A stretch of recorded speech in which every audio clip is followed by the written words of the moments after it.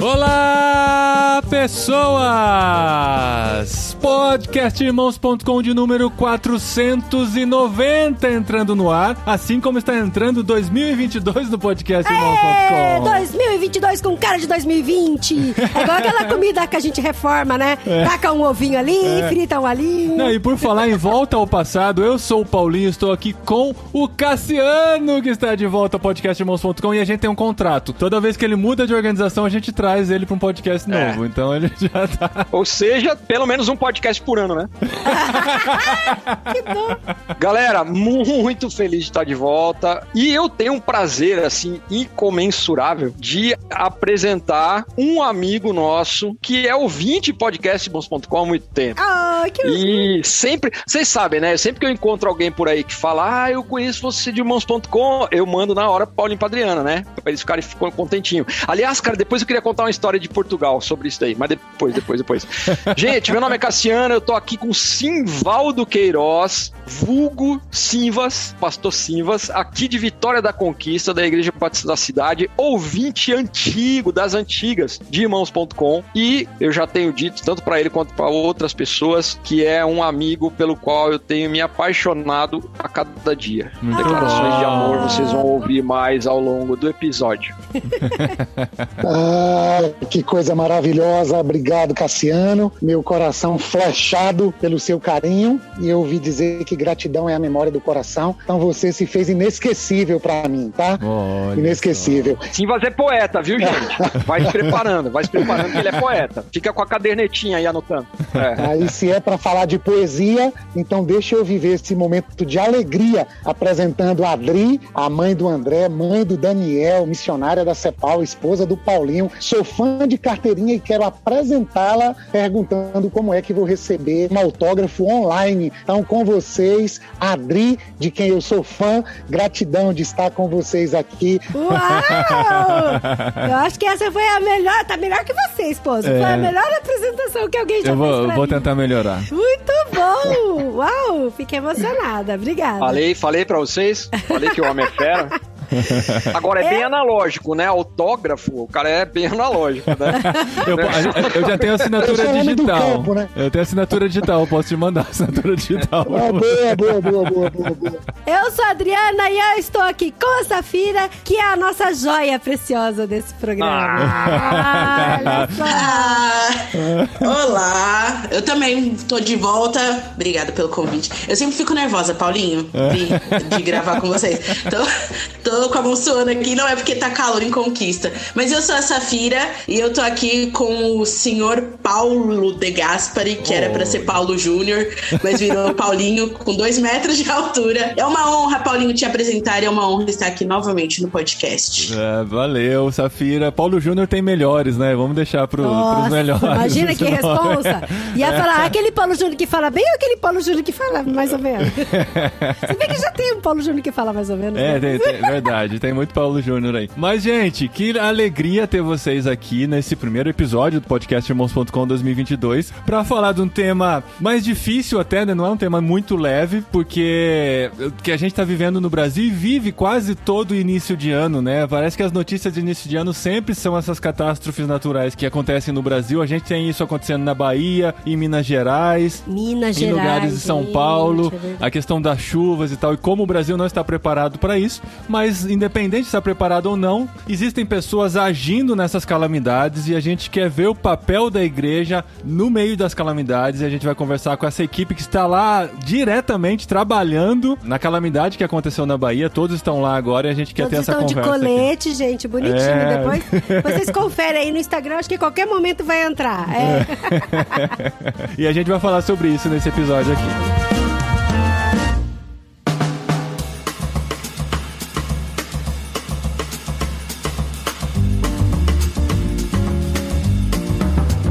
Foi muito incrível como essa conversa surgiu. Semana passada a gente tava pensando qual vai ser o primeiro episódio do ano, né? O pessoal que acha que a gente tem uma programação, assim, dos primeiros 6 meses. Deixa o povo achar, amor. Não tem nada. Mas a gente tava pensando qual um jeito. A gente gosta de sempre começar de um jeito especial, com um tema mais impactante. E o Cassiano tava divulgando, né, nas redes sociais, no WhatsApp, a ação que a Aliança Evangélica Brasileira está fazendo lá na Bahia. E eu falei, eu preciso trazer o Cassiano de volta ao podcast, a gente tava com saudade. E aí eu pensei, por que não falar sobre isso, né? E eu fui deitar naquela noite, pensando assim, eu preciso escrever pro Cassiano, mas eu tava querendo dormir já. Eu falei, amanhã de manhã eu escrevo pra gente gravar sobre isso. No que eu deitei na cama, tava aquela coisa de tenta pegar no sono, não conseguia. Peguei o celular de novo, né? E o Cassiano tava com uma mensagem falando, entra na live do Vocari, que a gente tá falando com o Simvaldo, e ele mencionou vocês. Aí eu falei, beleza. Aí peguei, saí do quarto, entrei na live, e deu tudo certinho, assim, porque eu falei, cara, é exatamente sobre isso que a gente quer falar, e aquilo tava acontecendo naquele momento, e eu já fiz o convite, a gente já convidou o Simvaldo ao vivo, e a gente trouxe a Safira aqui agora, porque a Safira já é uma ouvinte de anos, né, de Irmãos.com, já gravou com a gente, e está lá também, atendeu esse chamado, foi lá pra Bahia, tá gastando as suas férias de professora do mês de janeiro, investindo nessa ação, e a gente quer conversar sobre isso, sobre como a igreja tem um papel importante nessas catástrofes, porque é alguma coisa que a gente não pode se preparar muito, a gente pode estar pronto pra isso, mas a calamidade acontece e a gente tem que agir, e a gente quer conversar sobre essas pessoas que estão totalmente envolvidas com isso. Como é que foi, Cassiano, você que agora está à frente da Aliança Evangélica Brasileira, né? A gente tem, o Cassiano tem uma lista grande de cargos por onde ele já passou, a gente sempre brincou com isso e hoje ele é o diretor de... Qual que é seu cargo na Aliança?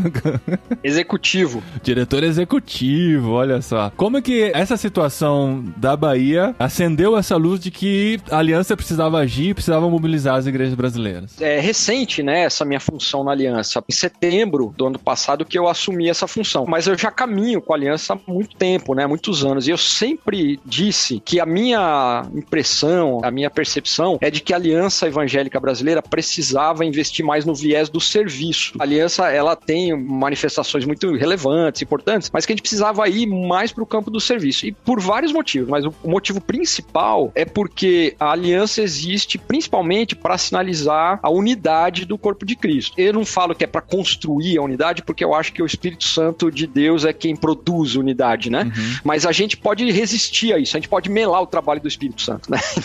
Então seria assim, cooperar com Deus e com o Espírito Santo de Deus em prol da unidade. E assim, eu não tenho dúvida que não existe um caminho mais eficaz, mais efetivo para a construção da unidade do que o serviço. E isso é muito empírico, assim, é muito perceptível. Quando a gente vai para campo missionário, Paulinho e Adriano estão no campo missionário agora, e aqueles que conhecem, né, principalmente ambientes mais desafiadores, né, que tem alguma perseguição, alguma oposição cultural, qualquer coisa assim, o povo de Deus que está naquele lugar tende a se unir cada vez mais. A dor, a dificuldade, a perseguição, elas nos unem, elas têm esse poder. E o contrário, quando tá tudo certo e tal, daí a gente fica discutindo teologia, fica discutindo política, costumes. Fica falando esse monte de coisa.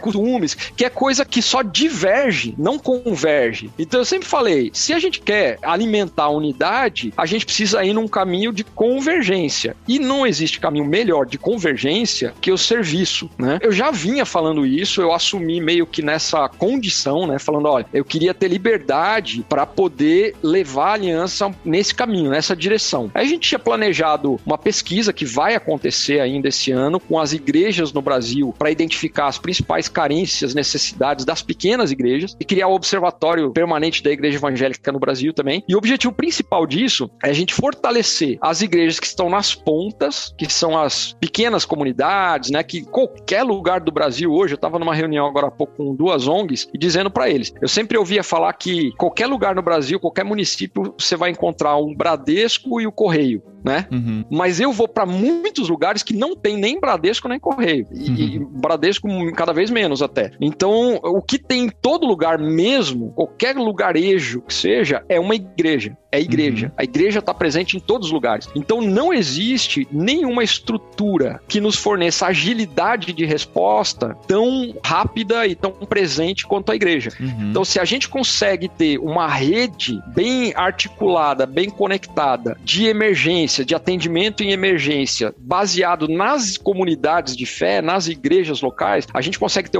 primeiro, uma agilidade muito maior do que qualquer outro tipo de resposta, e segundo lugar, a gente consegue ter um custo operacional, logístico, para responder e ter um bom impacto nessa resposta incomparável também. Qualquer ação de governo, qualquer ação de ONG, qualquer outra alternativa que você tenha, não vai ser tão rápida, eficiente e barata quanto das igrejas, das comunidades de fé, se nós conseguimos fazer esse tipo de articulação, né? Então, isso já estava planejado, né? A gente já vinha planejando, só que em meados de dezembro veio essa emergência das chuvas da Bahia. Quando eu recebi as primeiras notícias, imagens e tal, eu até falei pro pessoal já aqui, eu não tive, assim, 5 segundos de dúvida de que essa era a janela de oportunidade pra gente começar a executar esse plano, essa ideia, como Aliança Cristã Evangélica, né? E aí, bom, aí a coisa, eu posso contar mais, a gente vai contando juntos aí com o Simvaldo, etc, mas eu comecei a fazer contatos, né? A primeira ajuda que a gente conseguiu mandar foi para algumas comunidades quilombolas em Itacaré, né, que são atendidas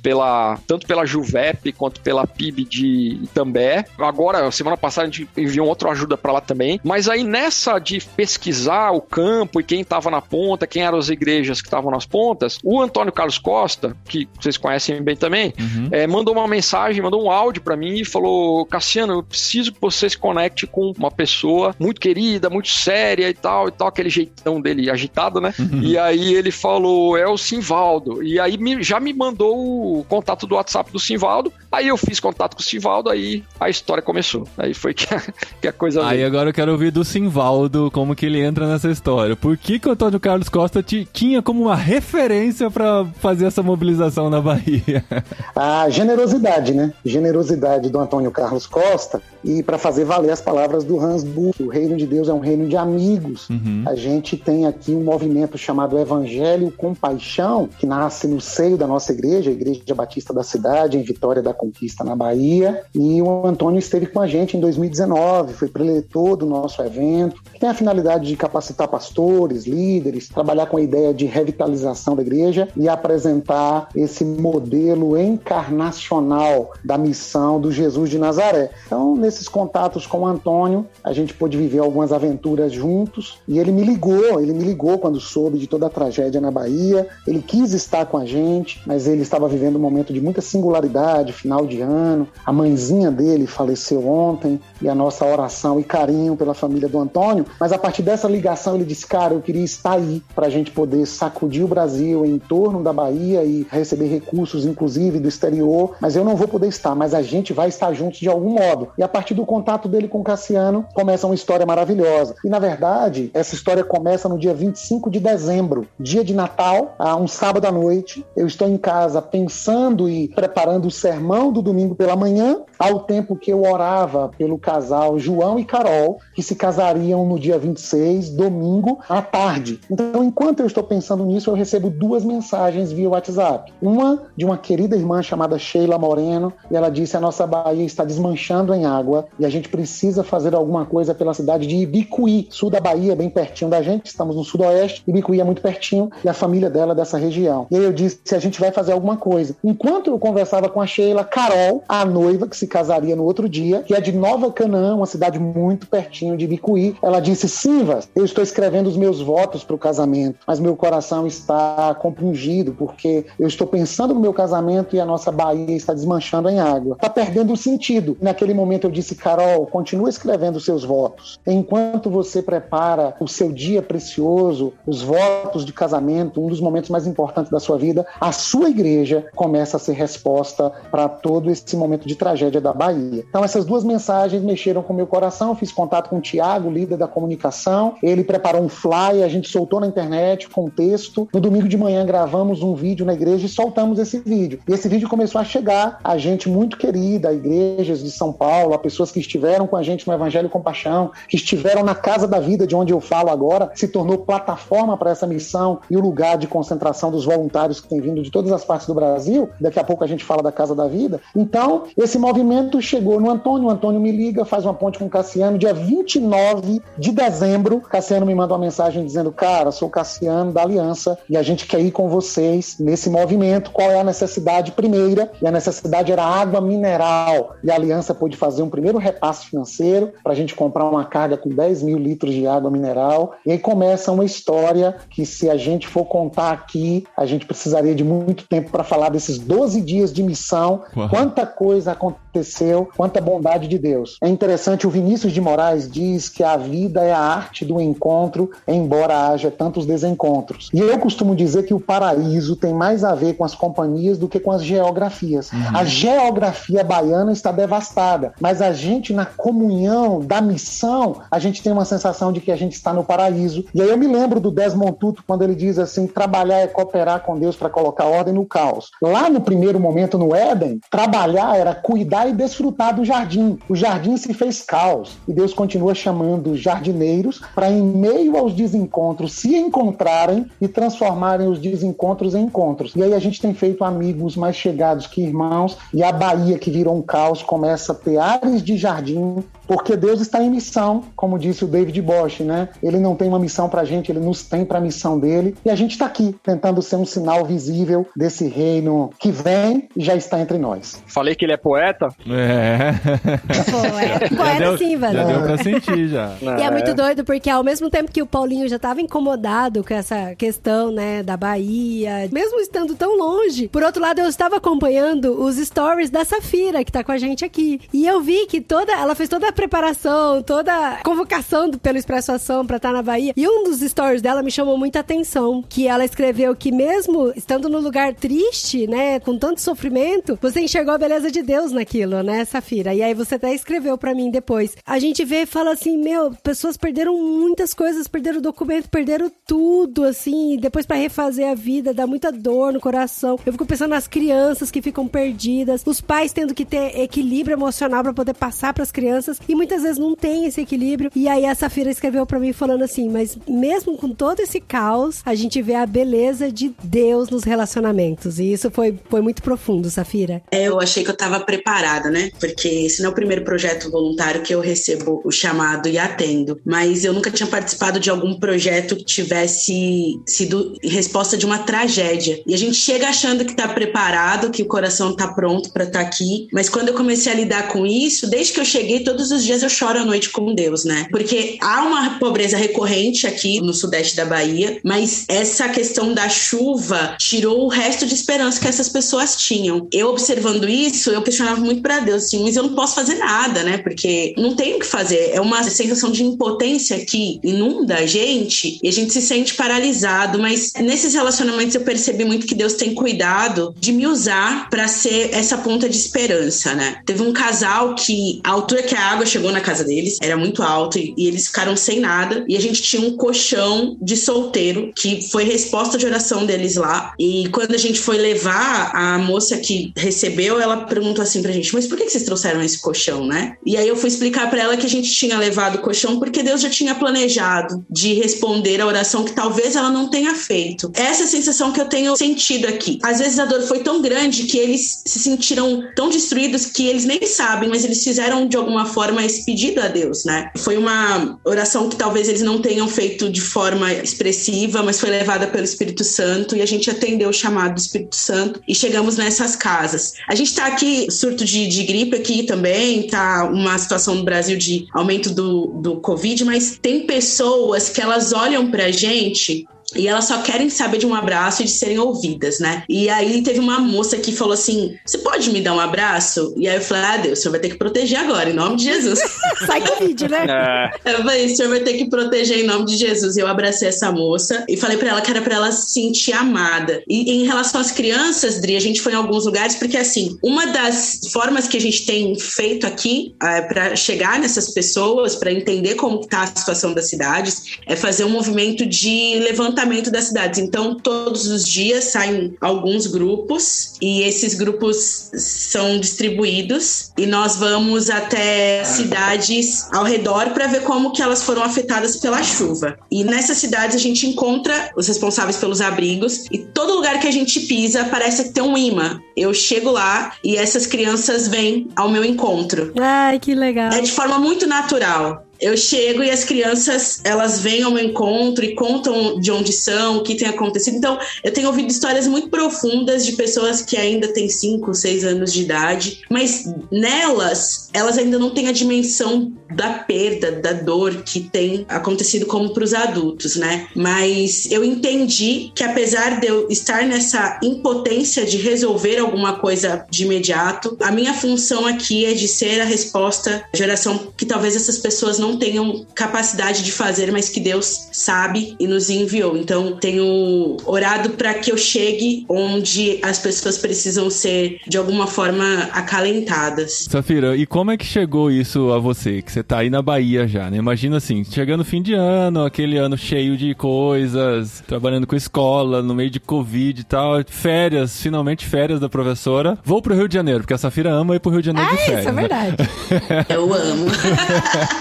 Aí, de repente, você fala, não, peraí, tem uma necessidade maior. Como é que aconteceu isso na sua vida? Porque foi muito rápido, né? Quando que você teve acesso a essa informação pra estar aí já, na verdade, quase no final já do seu período na Bahia, né? Eu tô nos meus últimos dias de férias, já volto na próxima semana pra escola, mas eu tava no Rio e aí eu recebi uma mensagem do pessoal do Vocari, eles compartilharam, na verdade, uma foto, né, nas redes sociais, e aí eu curti e falei, ai Deus, eu queria muito ir, mas eu fui dar uma olhada na passagem São Paulo pra Vitória da Conquista, fora dos meus orçamentos muito humanos, caro, assim, né? gente? De emergência muito ainda, caro. Né? Isso foi no dia 5 de janeiro, eu estava no Rio de Janeiro, inclusive. Aí essa mensagem apareceu e eu curti. E aí, logo em seguida, o Pedro me mandou uma mensagem, porque eu já trabalhei com o Pedro em outros lugares, inclusive no Vocari. E ele falou, Safira, isso aqui é a sua cara, você precisa estar aqui.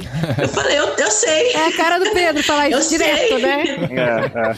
Você precisa estar aqui. Eu falei, sei, é minha cara, é o lugar onde eu queria estar, mas eu não tenho como ir. E ele falou pra mim, a gente vai dar um jeito. E aí logo em seguida ele me mandou um cadastro da Aliança Evangélica, que alguém também entrou em contato comigo, eu não sei quem foi, não se identificou, mas a pessoa falou a mesma coisa, a gente vai dar um jeito e você vai estar aqui. Aí eu falei, Deus, se for pra ser, vai acontecer da sua forma. E aí eu fui orando pra estar aqui e foi tudo muito surreal, porque aí eu voltei do Rio de Janeiro no dia 5 mesmo, falei, olha, vou trocar passagem, vou pra São Paulo, porque se eu estiver em São Paulo, é muito mais fácil de eu ir, porque eu já tô em casa, arrumo uma mala rapidinho e vou, do que eu ficar aqui e ter que ir pra casa, né? Então, como é uma situação de emergência, eu vou voltar e tá pronta pra assim, quando der certo. No dia 6, era uma quinta-feira, o Simval me liga e fala, olha, a gente tá mandando um pessoal do Expresso Ação e se você quiser ir, a gente tem como comprar uma passagem pra você de ida. Vai ser de ônibus. Eu falei, então vamos, né? Bora. Aí, na quinta-feira, mesma noite, eu arrumei a mala, fui pro treinamento do Movendo a História e tô aqui.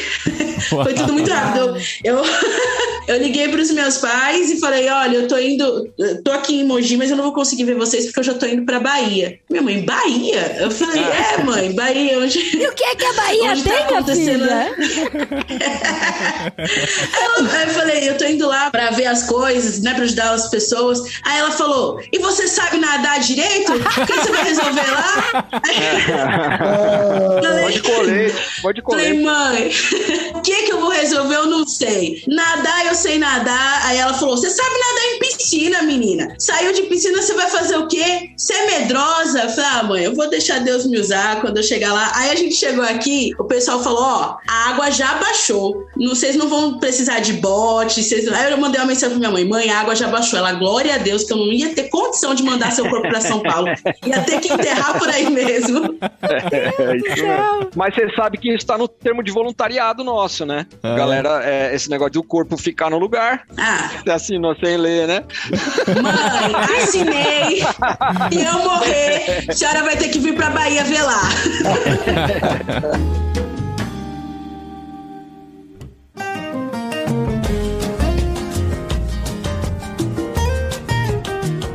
Ô Ô Cassiano, você falou de como a igreja ela é estratégica para isso, né? O fato de ter uma igreja em todas as cidades do Brasil faz com que esse movimento seja teoricamente mais fácil, mas ainda existe muita barreira das igrejas entenderem seu papel social e seu papel numa calamidade como essa, né? Você pensar de receber desabrigados no seu salão que tá todo montado, cheio de parafernálias e equipamentos caríssimos e tal, né? Eu achei muito legal, acho que foi no final do ano também, teve um furacão nos Estados Unidos, e eu tava assistindo a matéria aqui, acho que era do Jornal Nacional, alguma coisa assim, e na matéria eles falaram que a maioria dos desabrigados estavam sendo recebidos nas igrejas evangélicas locais. Eu falei, caramba, a igreja servindo pra alguma coisa, né? Aqueles prédios grandes e tal, né? Que legal, né? Que isso entrou numa reportagem de Jornal Nacional, de Fantástico, não sei. Mas isso é uma barreira grande pra se passar, né? Você tem esse desafio pela frente aí, nessa ideia de movimentar. Você já teve o contato com o Simvaldo, que já tem essa cabeça, e já conhece outras pessoas que têm essa cabeça, mas essa tarefa é grande de fazer essa conscientização, né? E essa é uma das bênçãos dos Simvas ter aparecido, né?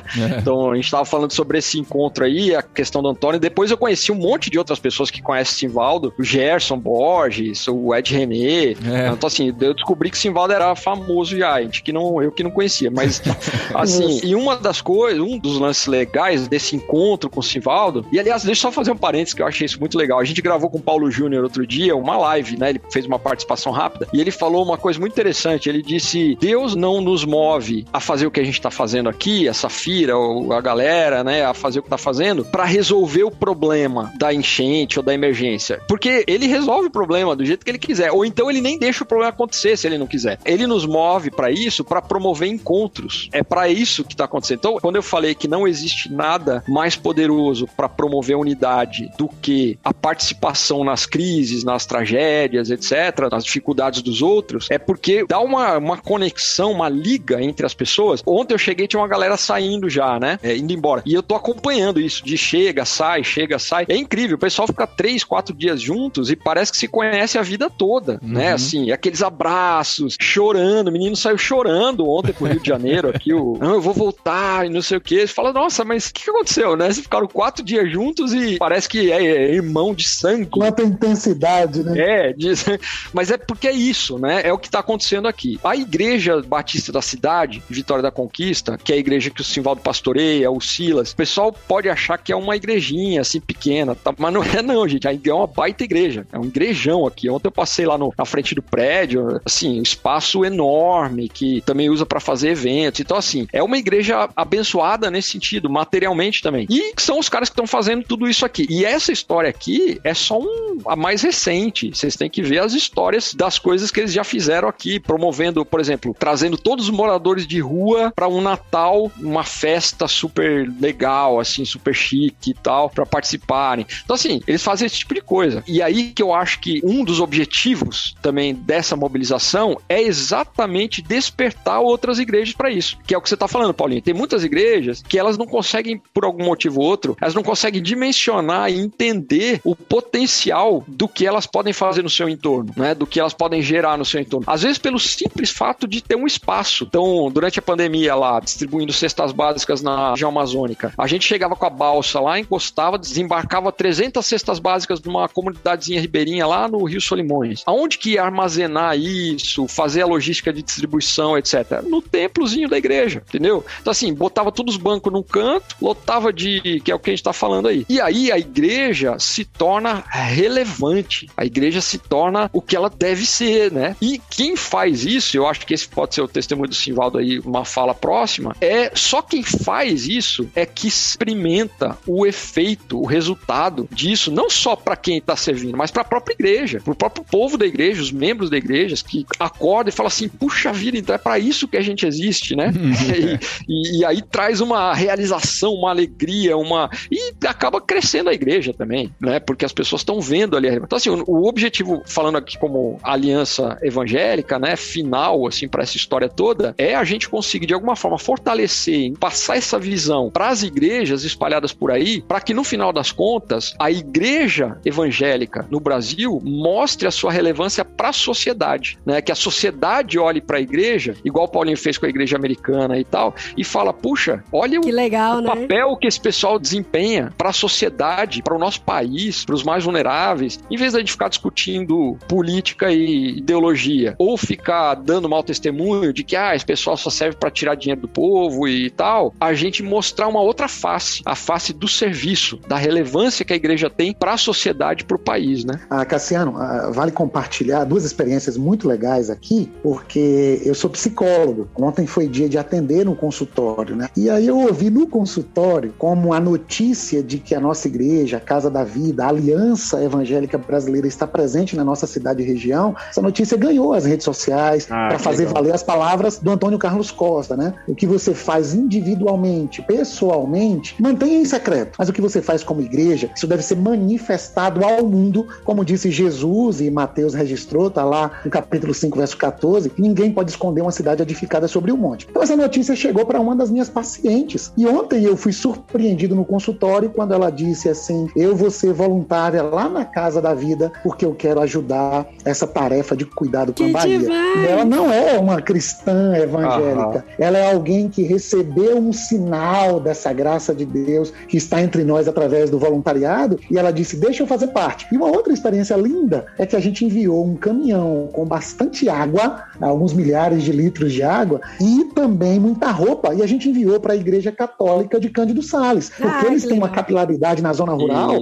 Cândido Sales não tem chovido, mas Cândido Sales recebe as águas dos rios que cortam Minas Gerais. E Minas Gerais tem vivido esse tempo assolador também. Que Deus abençoe os nossos irmãos mineiros. E aí o diácono da igreja gravou um vídeo, a coisa mais linda, agradecendo a Igreja Batista da cidade e todos nós por esse gesto solidário e por somarmos esforços para que o bem chegue aos nossos queridos irmãos de Cândido Sales. E aí eu gosto de lembrar como é que Jesus andava, né? Lucas vai dizer isso em Atos 10:38. Jesus andava por toda parte fazendo o bem. E João vai dizer na primeira epístola 2, verso 6, assim, que quem afirma estar nele deve andar como ele andou. Como foi que ele andou? Ele andou por toda parte fazendo o bem. Se ele andou por toda parte fazendo o bem, a gente quer andar assim também. Então, a gente conta com todo mundo para que o bem chegue a mais pessoas e a gente possa sinalizar esse reino. Como disse o Dom Robson Cavalcante, né? A igreja tem a tarefa de sinalizar aqui e agora, com a maior densidade possível,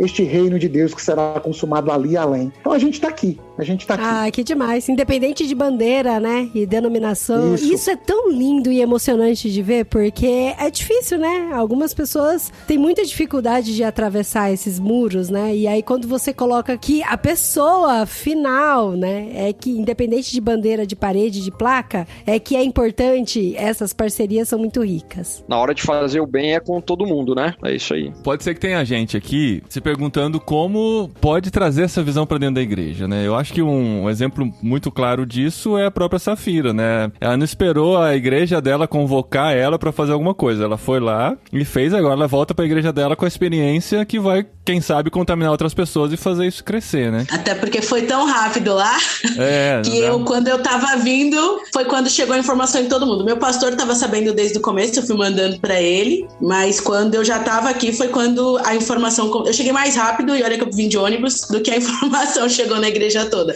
Então foi uma questão emergencial, não dava tempo de esperar uma igreja local, mas como nós somos a igreja de Cristo, né, eu estava vindo aos cuidados da Aliança Cristã Evangélica para a Igreja Batista da cidade, então a gente está na mesma igreja, no mesmo reino. Tá, mas que outro tipo de coisa vocês acham que pode acontecer? Você aí, Simvaldo, que já tem a experiência de ter uma igreja que já pensa nisso, né? O fato de você contar essa história da noiva que ia casar no dia seguinte e não conseguia pensar nos votos, porque estava pensando na situação, demonstra que a igreja já respira isso e isso já foi contagiado pra igreja, né? Como é que você acha que, sei lá, um pastor tá ouvindo aqui, ou um membro de igreja que não vê isso presente na sua igreja, essa visão de reino, como que eles podem começar, assim, primeiro que essa igreja não precisa mudar pra uma cidade onde acontecem essas tragédias, né? Tem gente que fica, mas na minha cidade não tem furacão, não tem terremoto, não tem alagamento, minha cidade é tranquilinha. Mas sempre tem algo na sua cidade que dá pra você fazer, né? Então, a gente já tira isso, né, da frente.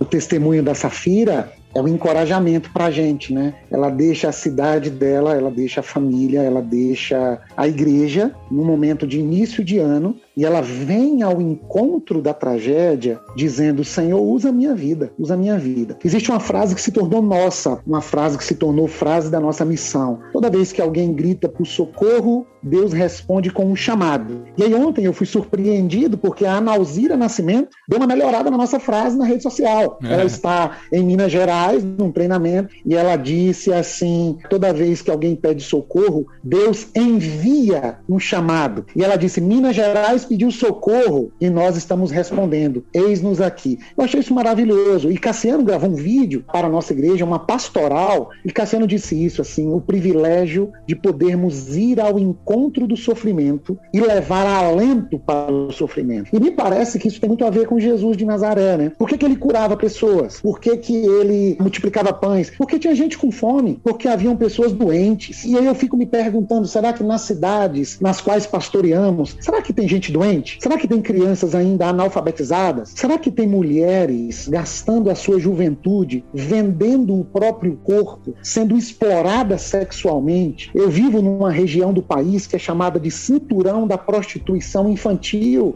de Cândido Salles a Poções. Nós estamos convivendo com a dor e com o sofrimento. E a igreja não é aquela que está esperando ir para o céu. Jesus disse: a vida eterna é esta, que conheçam ao Deus único e verdadeiro e a Jesus Cristo, seu Filho, a quem enviaste. A nossa oração não é leva a gente para o céu, a nossa oração é venha o teu reino, seja feita a tua vontade. Então eu penso que quando a gente olha para Jesus de Nazaré, à luz de Jesus de Nazaré, sob a iluminação do Espírito Santo, é impossível que a igreja não se posicione de modo socialmente engajado. Então eu penso que o púlpito é o começo da história, mas o púlpito não resume toda a tarefa missional. Eu penso que é depois que a gente deixa o púlpito, a gente pega na mão de um jovem, dos casais da igreja, e a gente diz assim: a nossa cidade é marcada pela prostituição. Foi o que aconteceu no ano de 2014. O percurso que eu fazia na nossa cidade, para chegar até a minha casa, eu me deparava com a BR-116, que corta a nossa cidade, liga a nossa cidade ao sul e sudeste do país. Vitória da Conquista é porta de entrada para o nordeste do nosso Brasil, para quem vem do sul e sudeste. Só para vocês terem uma ideia de geografia, nossa cidade tem 3.500 quilômetros quadrados de extensão. Isso fica assim vago, né? A gente, o que isso quer dizer? Quer dizer que cabem 2 São Paulos e meia dentro de Conquista. Uau. São Paulo tem 1.500 quilômetros quadrados. A gente tem 330 povoados, a gente tem 11 distritos. Então, a gente está numa geografia enorme. A Bahia é do tamanho da França, fica menor do que a França, somente 5.000 quilômetros quadrados. E tem até a piada que o pessoal fala: eu quero de São Paulo pra Fortaleza de carro. Não acaba a Bahia nunca mais. Metade da viagem é Bahia, né? É Bahia. Você dorme, Bahia. Acorda, Bahia. Dorme, Bahia.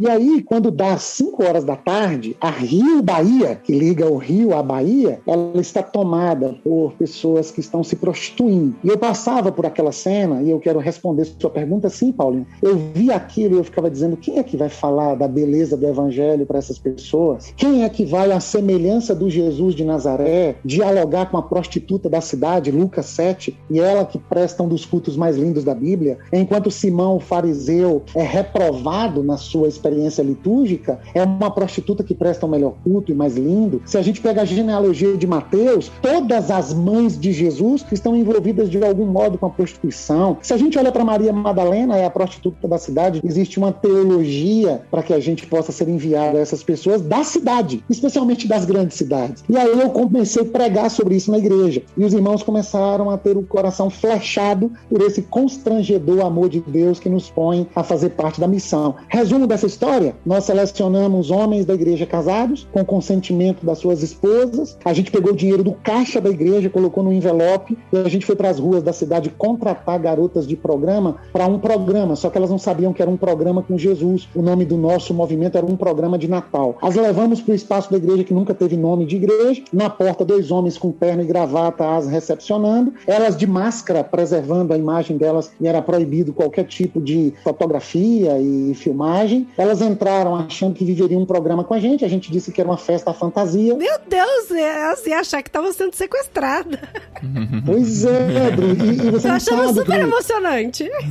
as esposas estavam guardadinhas dentro de salas da igreja em oração, enquanto um grande banquete estava preparado. E aí eu estava presente, eu levei uma pessoa junto com um amigo, a gente saía sempre de 2 em 2, e quando elas entraram nesse espaço, a gente começou a contar a história do Natal Natal, porque era antivéspera do Natal. A gente passou um vídeo de crianças contando a história do Natal. A gente fez uma peça muito conhecida pelo pessoal da Jocum, Mestre, eis aqui essa mulher pecadora deve morrer, mas Jesus acolhe, perdoa, onde estão os teus acusadores? E a gente começou a ouvir um choro que não era um choro, era um grito. Eu nunca vi uma imagem de tamanho quebrantamento. Eu nunca tive uma experiência como aquela na minha vida. Os membros da igreja estavam no shopping, que ficava ao lado da igreja, esperando um sinal para eles também participarem da festa, até que terminou essa parte da apresentação e as nossas esposas saíram das salas, foram até as mesas de modo surpreendente, trazendo toda sorte de presentes, de natura, de boticário, de buquê de rosas, um buffet, e elas disseram: eu sou a esposa dele, e ele te convidou para você participar de uma festa e receber a honra que um ser humano criado à imagem e semelhança de Deus deve receber, e eu quero saber se ele te tratou como uma princesa, porque é assim que a gente quer tratar vocês. E aí muito choro, muito pranto, isso até hoje mexe muito comigo, e a gente ouviu testemunhos de membros da igreja dizendo: hoje o nosso preconceito foi posto na sola do nosso sapato, até que a gente deu o microfone para elas e elas disseram: para onde a gente volta agora, depois do que vocês fizeram com a gente? Uau. Como é que a gente volta para as nossas casas? E uma senhora de 70 anos, dona de um prostíbulo, estava como convidada, e ela disse assim: eu quero agradecer quem passou o meu contato para vocês, porque esse é o melhor Natal da minha vida. E aí a gente fez uma pergunta: existe uma multidão aqui no shopping querendo vir dar um abraço em vocês, a gente pode abrir as portas para vocês receberem um abraço? Tudo era pedindo permissão. Elas disseram: pode. Meu filho tinha 1 ano e meio, e meu filho ouviu falar que era festa à fantasia, então ele botou a máscara do Batman. E minha esposa entrou com meu filho e ele começou a passar de colo em colo das nossas convidadas amadas. E eu olhei para aquilo, eu engasguei, eu comecei a chorar no meio da festa. E eu tive uma experiência assim, não sei dizer como foi, mas no meu coração veio uma pergunta: tá emocionado? Seu filho no colo delas? O meu eu despedacei numa cruz por amor a elas. E a gente terminou essa festa, eu fui levar junto com Eliseu, campeão mundial de jiu-jitsu, membro da igreja, nós fomos levar essas duas. E quando chegamos na casa, elas contaram a história. Uma delas disse: eu fui casada com 2 traficantes, eles morreram, eu me entreguei à prostituição, nós alugamos uma casa e a gente faz um rodízio. Cada dia uma toma conta das crianças e a gente sai para prostituição. Nossa família não sabe que somos prostitutas. E quando a gente chegou na porta, os meninos abriram a porta, vieram correndo, pularam no colo da gente. Carência afetiva, eu sou órfão de pai, perdi meu pai com 6 anos de idade, eu sei bem o que é isso. E a gente abraçou esses meninos. E aí a outra, que ficou no rodízio cuidando das crianças, disse assim: uau, o babado hoje foi grande, hein? Quanto presente, quanto buquê de rosa. E elas disseram: eu nem te conto como foi o programa de hoje, eu nem te conto. Então a igreja nascia com uma experiência dessa. Depois de uma experiência dessa, não tem como mais ser uma igreja não encarnada, não engajada, não comprometida com a justiça social, não comprometida com a agenda de Jesus de Nazaré. É impossível. As garotas de programa nos evangelizaram e mostraram que prostitutas e pecadores estão entrando no reino de Deus, como disse Jesus, antes dos religiosos. E aí a gente vai se convertendo na missão. Que seja assim no nosso Brasilzão. Uau!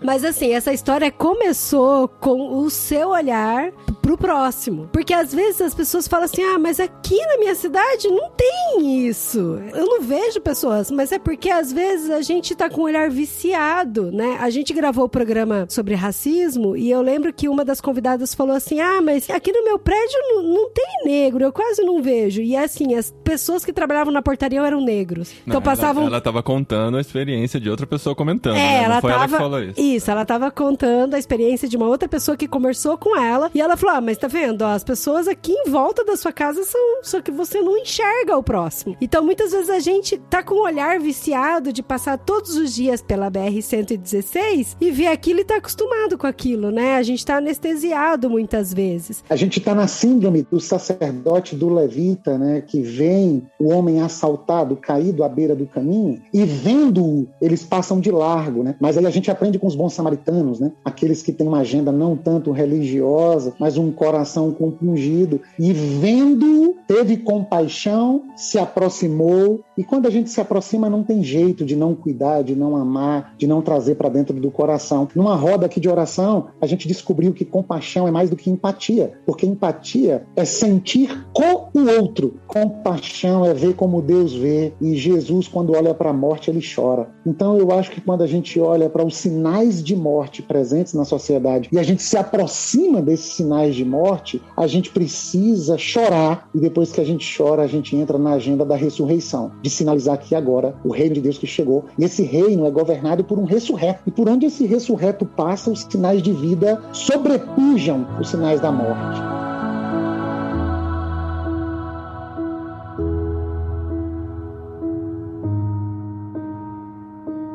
No começo eu falei que, assim, esse tipo de situação, né, que vocês estão trabalhando aí na Bahia, ou outras calamidades e desastres naturais que acontecem, nos pegam desprevenidos e muitas vezes a gente não tá preparado para isso, para agir de forma emergencial. Mas existem maneiras de se preparar para isso, né? Você pode começar a estabelecer uma rede de contatos, pessoas que, quando acontecer isso, com quem eu vou falar, quem que eu vou mobilizar, né? Como que isso vai acontecer? Não é um assim, fomos pegos desprevenidos e esse tipo de coisa não tem como prever, a gente vai ser sempre pego desprevenido. Existe a possibilidade de você se preparar pra isso, né? Eu acho que é isso, inclusive, né, Cassiano, que você tá tentando montar junto com a Aliança Evangélica, né? A ideia é isso, a gente trabalhar na formação desse dispositivo de resposta rápida e daí a gente conseguir trabalhar em prevenções também, né? Eu tô fazendo muito contato com a Defesa Civil Federal, com algumas organizações que trabalham já com emergência, para a gente oferecer capacitações para os voluntários também, né? Alguns treinamentos, tem várias áreas de treinamento legais, e a gente poder talvez trabalhar um pouco nesse campo da prevenção também, né? Só uma coisa que eu lembrei, a Adri estava falando, tem muitos lugares que não tem, né? Apesar de que a gente sabe que tem, né? Situações de vulnerabilidade em todos os lugares, mas uma coisa que eu tenho até pesquisado, né? Ouvido reportagens nos últimos dias, é que esses eventos climáticos extremos, eles vão começar a ser cada vez mais comuns agora. Tanto a chuva extrema, quanto seca, quanto frio ou calor, né? Os extremos, né? Desses eventos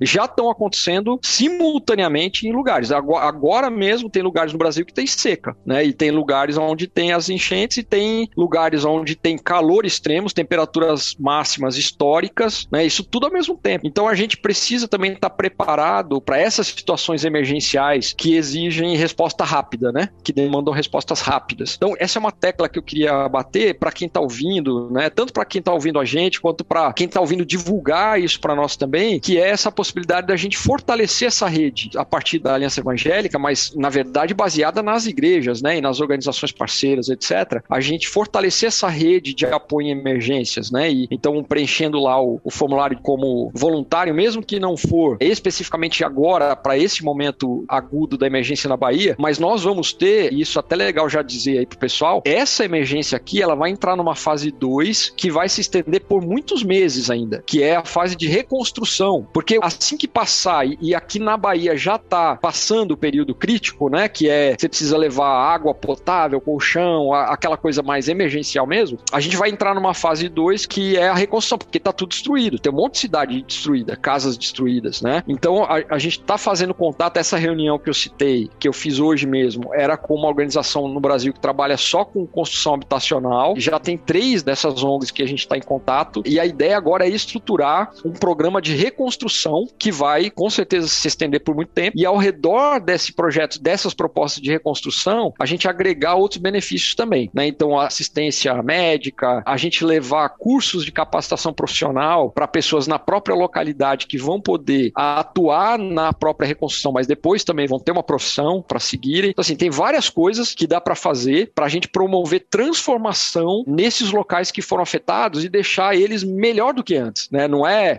vamos reconstruir para ficar como estava antes. Não, a gente promover uma transformação. Eu estou insistindo com as organizações, né, dizendo, é uma oportunidade que a gente tem de trazer vida plena para aquele pessoal. Então, assim, vamos investir em alguma estrutura de lazer, sei lá, o que Deus provê para nós de recursos, a gente começar com essas transformações em micro-regiões locais que depois gerem modelos para poder ser multiplicados em outros locais também. E aí, para isso, a gente vai precisar de muita gente, de muito voluntário especialista em áreas específicas, e vão precisar de muita ajuda para captar recurso, para cobrir essas despesas. Então, assim, vai ter um grande movimento ainda nessa emergência aqui na Bahia, né? Fora todas as outras aí que já estão acontecendo e que vão acontecer. E olha, se você nunca participou de um projeto desse, um projeto voluntariado desse, nunca teve envolvido nesse tipo de situação, só falo pra você, vai, participa, porque faz uma diferença muito grande na sua cabeça, no seu coração. É uma experiência transformadora mesmo. Você tá em contato contato com esse tipo de coisa. Então, assim, não viva a sua vida sem ter uma experiência dessa, porque você tem muito a ganhar. Eu lembro até uma frase, olha só, eu também vou dar uma de filósofa aqui. Uma frase que a Sandra Bullock disse pro Keanu Reeves no filme Velocidade Máxima.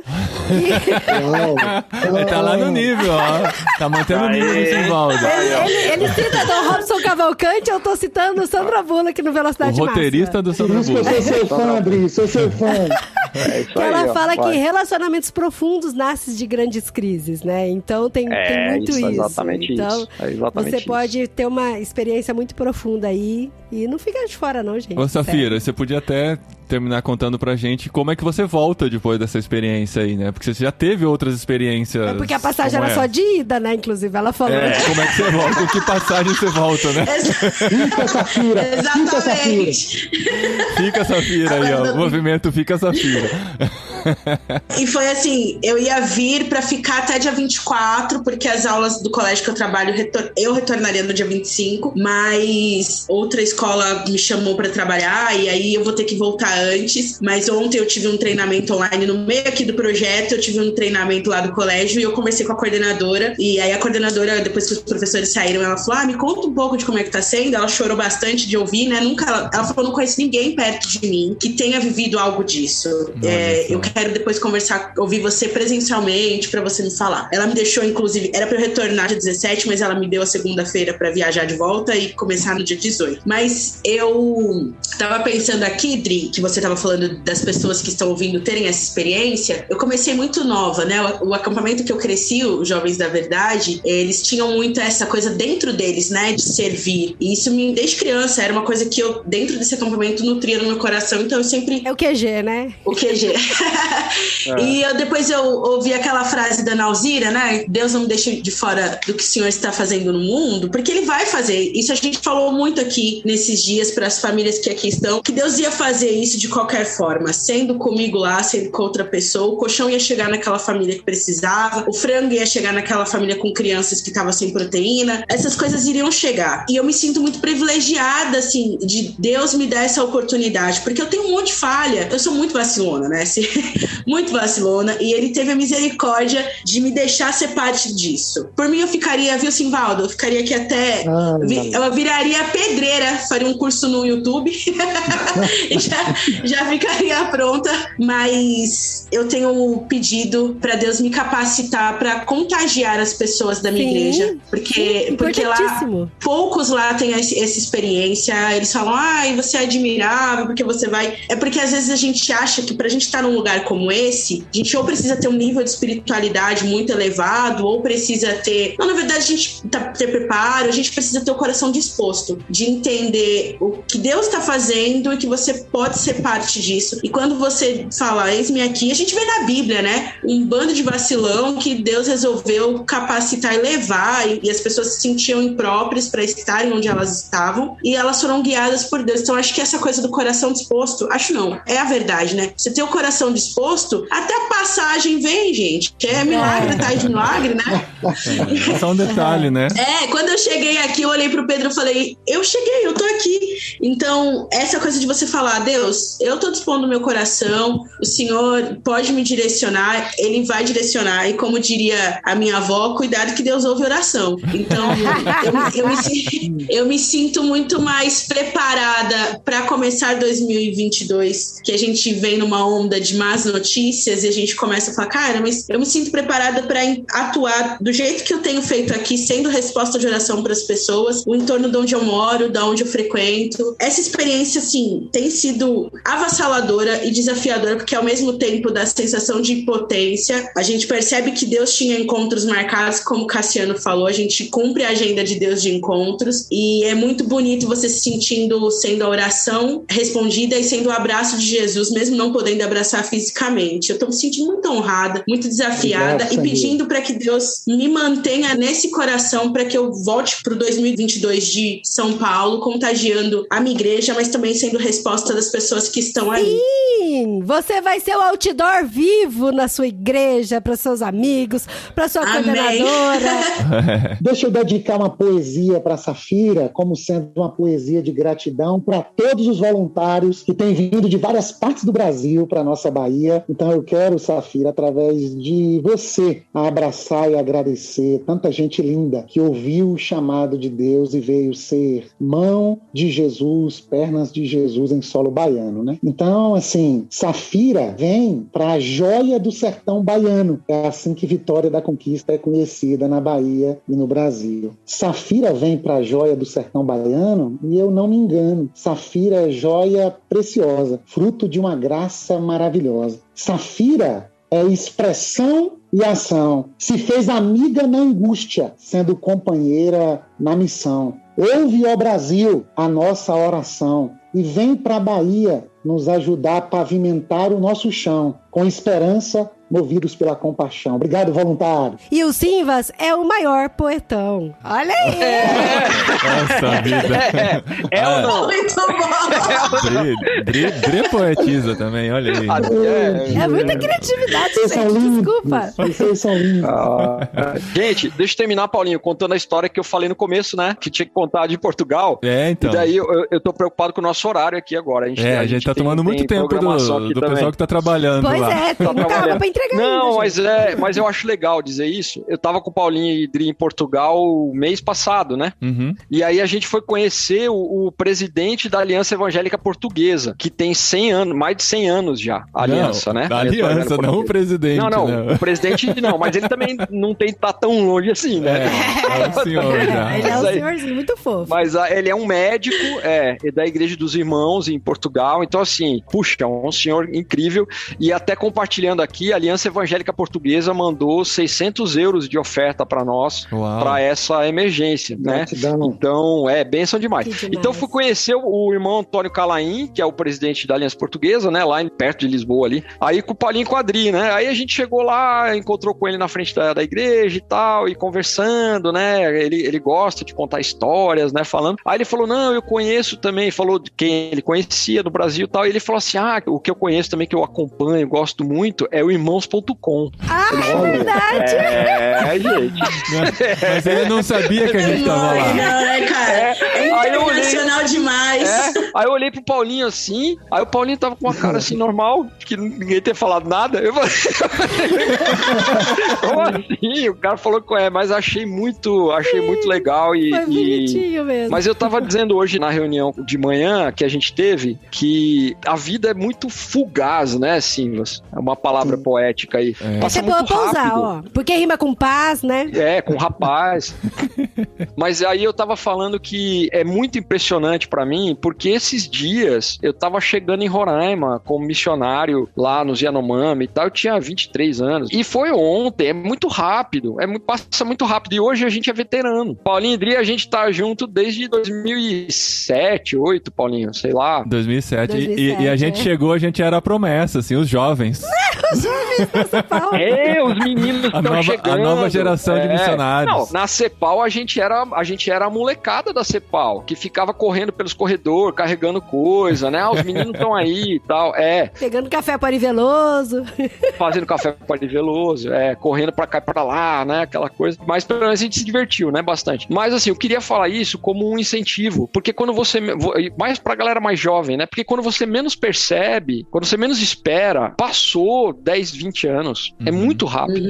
Então, assim, aproveita o tempo pra fazer o que vale a pena ser feito. Essa é a palavra, né? Fazer o que vale a pena, e aí você vai começar a colher esses frutos, né? Porque eu não sei se eu sou muito bobo, mas quando um presidente da Aliança Evangélica Portuguesa vira e fala, não, eu conheço irmãos.com, né? Quando alguém fala, cara, eu acho incrível, eu acho muito legal, eu falo, caramba, olha, coisas relevantes, né? A gente tem produzido, assim, a gente tem semeado, então esse é um incentivo, né? Pra galera mais jovem aí, assim, investe a vida no que vale a pena. Às vezes parece meio loucura, né? Assim, mas pegar um ônibus, viajar sei lá quantas horas pra ir pra Vitória da Conquista, pra ir botar o pé na lama, sei lá fazer o quê, né? Assim, saindo do Rio de Janeiro. Preguiça, né? Tá indo nas férias, né? Preguiça fazer isso. Mas assim, aí você pergunta pra qualquer um que passou por aqui esses dias se não valeu a pena, né? Então esse é o incentivo e o desafio pra vocês. Muito bom. Obrigado demais. Eu sabia que ia ser delicioso esse programa, porque a gente tá gravando com amigos e é sempre muito bom. Deixa o Simvas dar os contatos deles aí, porque ele tá sempre movimentando aí, né, a região, pro pessoal que tá ouvindo a gente pra ajudar e apoiar e participar e tá junto, né? Boa, Adri, boa. Quero, assim, me despedir de vocês com uma gratidão profunda. Cassiano se fez um amigão. Eu ganhei um amigo no meio dessa angústia. Obrigado, Cassiano, pelo seu carinho, pelo seu coração, pelo seu olhar atento. E aí, através de Cassiano, eu realizo o sonho, né? O fã dos irmãos.com, desde o tempo que eu baixava MP3, desde os primeiros episódios, estar aqui com vocês é uma alegria profunda. E a gente está junto. E ter a Safira, essa joia rara entre nós, é motivação para a jornada. Então, a gente está aqui em Vitória da Conquista, lá no Instagram, @simvaldo.queiroz, mas eu convido mesmo você para seguir Evangelho com Paixão e casadavida.vca. A Casa da Vida é esse lugar de muita vida. E uma coisa que marca a minha história, e eu termino deixando esse convite assim de encorajamento, de olhar para um mundo marcado pela morte com os olhos da esperança. É muito legal ler os evangelhos e perceber que os 3 evangelistas, Mateus, Marcos, Lucas e João, eles falam do Calvário apenas fitando os olhos na morte, na caveira, o Monte da Caveira. Mas João, quando vai olhar para aquele Monte da Morte, João diz que tinha um jardim, e Maria Madalena viu um jardim. E a sensação que eu tenho, ficando órfão com 6 anos de idade, meu pai morreu com 36 anos, minha mãe é viúva até hoje, eu sou o caçula de mais 2 irmãos, carrego o nome do meu pai. A morte bateu na porta da minha casa muito cedo, e eu fui aprendendo a olhar para a morte com cara de esperança. E a Casa da Vida é esse espaço. Um membro da nossa igreja, um amigo do peito, proprietário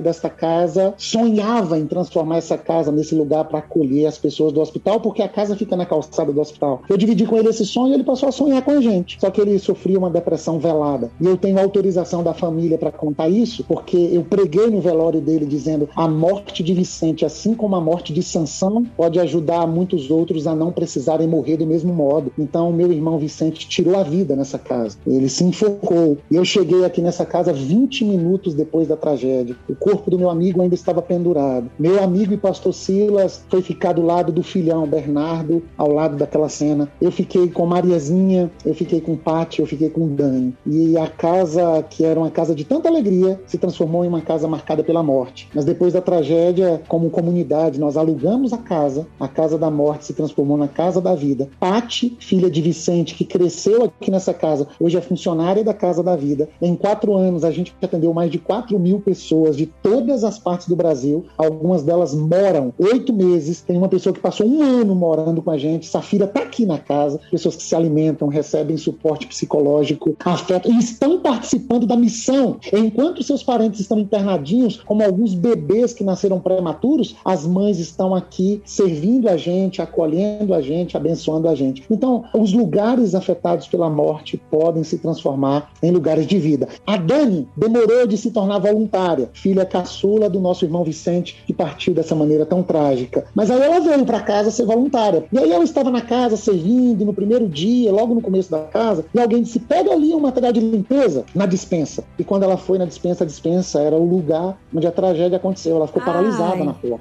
E aí a voluntária que pediu ela para pegar disse assim: não tem fantasma aí não, pode entrar. A voluntária não sabia que era a filha caçula do Vicente. Uau. Aí ela disse: eu sou a filha do dono da casa, ele faleceu nesse quartinho. A voluntária se emocionou e disse: desculpa, puxa vida, mas deixa eu te dar um abraço, porque o meu pai também se suicidou, eu sei o que é essa dor. Elas se abraçaram, elas choraram. Dani tirou uma foto da porta da despensa e postou na rede social: tragada foi a morte pela vitória. Onde está a morte, a tua vitória? Onde está a morte, o teu aguilhão? Eu vejo essa foto no consultório, na rede social, caio em prantos e passo a saber essa notícia. Então eu quero olhar para esse mundo caótico assim. Tem um Deus jardineiro plantando um jardim no caos, e onde a morte deu os seus sinais, ele convida gente como Safira para ir semear sementes de esperança. Então, se quem está aí nos assistindo foi tocado pela morte, pela dor, pelo sofrimento, pela pandemia, pelas tragédias, existe um jardineiro perto de você, e a semelhança de Maria Madalena, você pode ver no Monte da Caveira um jardim. E ao olhar para o Monte da Caveira e ver um jardim, tenta escutar a voz dele dizendo: Maria, Safira, Dri, Cassiano, Paulinho,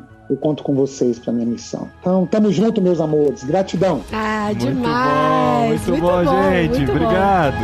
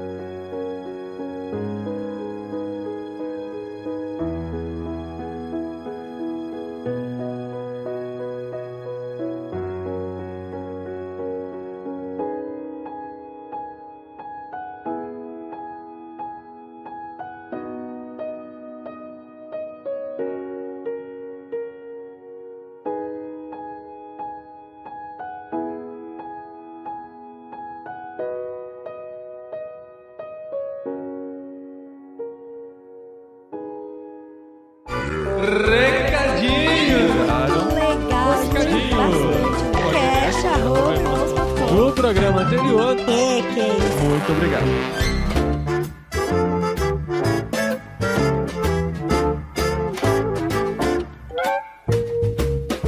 Recadinhos, esposinha! Recadinhos, cheio de emoção, de né? gratidão. Que coisa linda, né, O pessoal terminou esse gente? episódio aqui no metrô em prantos, né? Como a gente terminou aqui.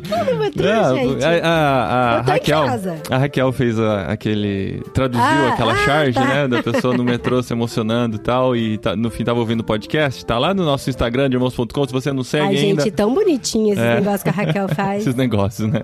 negócios, Com carinho, né? Esse negócio. Mas estamos abrindo o ano, né? Abrindo o ano de podcastirmãos.com aqui no dia 18 de janeiro de 2022. Olha Esse só. é o primeiro E sabe recadinho. E sabe o que me atentei aqui? Que o primeiro podcast do ano passado foi sobre justiça social, Foi olha com só. o Valdir. Foi o Deus da Aham. Justiça, a Justiça de Deus, Exato. olha só. Que legal. Olha aí.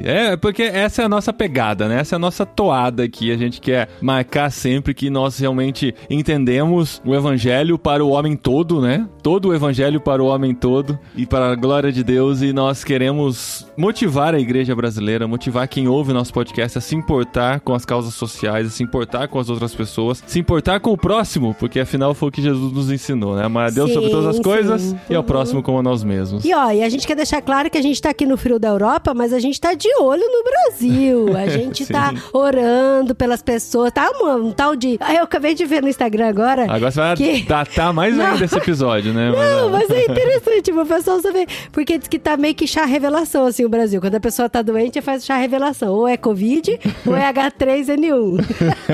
Ai, gente, tô rindo, mas a gente tá E aquela triste, notícia viu? do cara que tava com Covid, gripe e dengue. Pois é, parabéns, O esse, tá de combo. parabéns.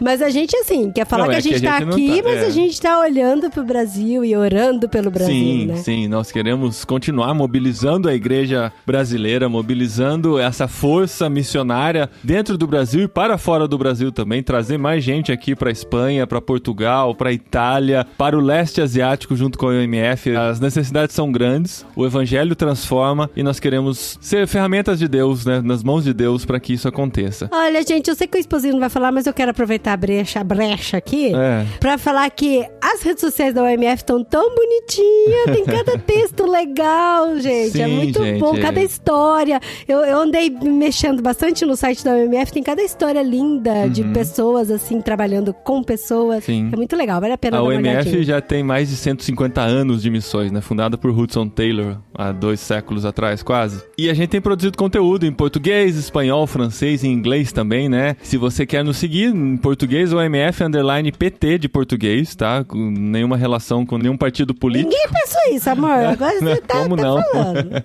OMF_PT pra seguir em português. Se quiser seguir em espanhol também, _ES. E em francês, _FR, pra ter esse conteúdo bem legal aí. Mas, dentro do tema aqui do episódio de hoje, o Cassiano falou pra, se você quer entrar na rede de voluntários ou quer colocar a sua igreja pra ampliar essa rede da Aliança Evangélica, entra lá no site Aliança Evangélica, Alianca, né, evangélica.org.br/voluntariado. aliança.org.br/voluntariado. Vai ter um formulário lá e as informações pra você fazer parte dessa rede também. Esse foi o formulário que a Safira preencheu e foi pra lá, hein? Você corre o risco de ir se você preencher o formulário, olha só. Exato, e tem muita coisa pela frente ainda. Essa rede que a Aliança está montando aí na direção do Cassiano, né? Nosso amigo já de muitos anos, participante do podcast Irmãos.com, que tem caminhado com a gente agora à frente da Aliança, e a gente compra a visão da Aliança também para que a igreja entenda seu papel, né?